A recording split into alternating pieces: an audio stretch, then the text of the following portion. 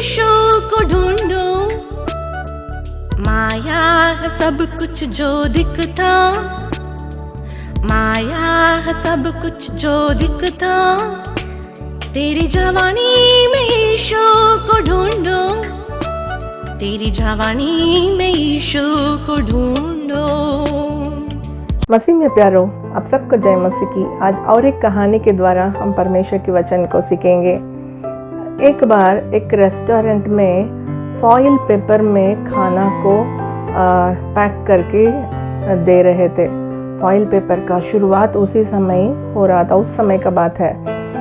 वहाँ पर different varieties वहाँ खाना बना हुआ था। तो सारे चीज़ों को, खाना को ऐसा फॉइल पेपर में, एल्युमिनियम फॉइल पेपर है ना, उसमें बांध कर देने से और उसका खाना का भी रुचि और एक्स्ट्रा लगने के जैसा फील होता था। ऐसे ही सब लोग उसमें से लेकर के जाते थे।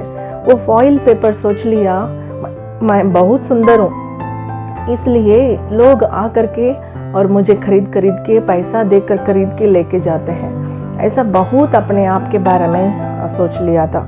एक बार एक महिला आकर के उस दुकान से बहुत खाना लेकर के गई थी और घर के लिए फॉइल पेपर में पैक करके लेके गई थी। उसको ले जाकर घर में रखी, टेबल में रखी।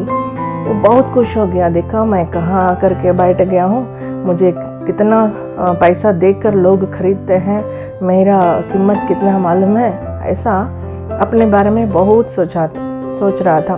तो उस समय वो महिला जो है अंदर किचन में जाके बर्तन दो लेकर आई। उसमें जितना भी फॉइल पेपर में था वो सब कुछ निकाल कर बर्तन में डालकर वो फॉइल पेपर को उठा करके ऐसे ही कचड़ा में डाल दी। वहाँ कचड़ा में बहुत पुराना चीज़, सड़ा हुआ चीज़ सब फेंका हुआ था। उसके साथ इसको भी रहना पड़ा। तो वो सोचा, अरे मेरे कारण इस खाना लोग नहीं खरीदते क्या? और मैं तो सोच लिया मेरे ही कारण इन लोग खरीदते हैं करके, मैं तो सोच लिया, गलत सोच लिया। ऐसा उसने सोचा।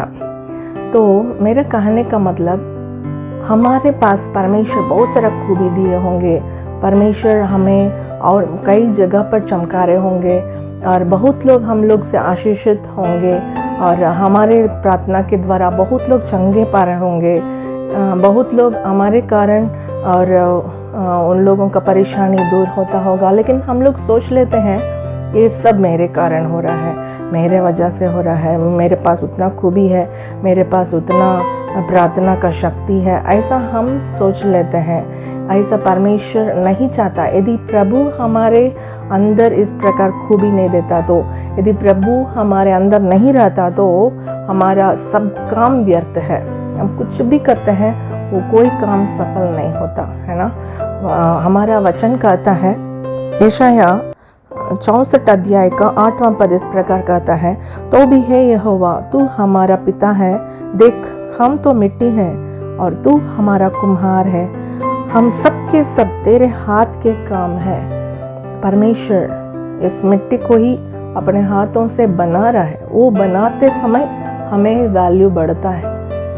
यदि हम मिट्टी है तो मिट्टी ही रह जाएंगे, हमको हमारे पास कोई वैल्यू नहीं रहेगा। लेकिन परमेश्वर वैल्यू देता है तो हमारे अंदर वैल्यू है। इसमें हमको कोई घमंड करना नहीं है ना। परमेश्वर हम सबों को ऐसा आशीष दे। God bless you. Thank you.